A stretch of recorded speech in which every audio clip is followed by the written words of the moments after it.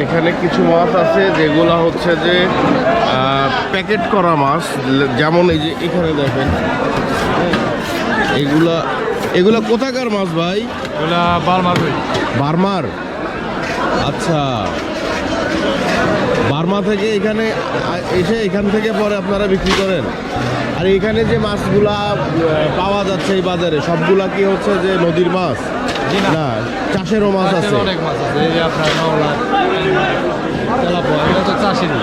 Tilapia, নলা, পাঙ্গাস এগুলা নদীর শুধু আপনার আসে ওই যে ছোট মাছগুলো, ওইগুলো ছোট মাছ যেগুলো আছে এগুলো নদীর মাছ।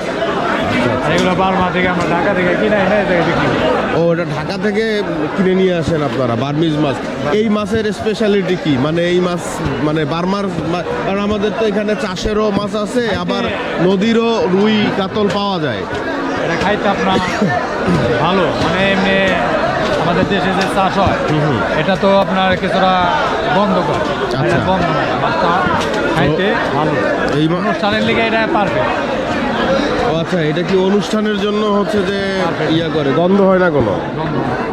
আচ্ছা, আর এই বাজারে যে ইলিশগুলো আছে এগুলোও কি মানে বিভিন্ন জায়গার, বরিশালের বা চাঁদপুর, চিটাগাং, বিভিন্ন জায়গার?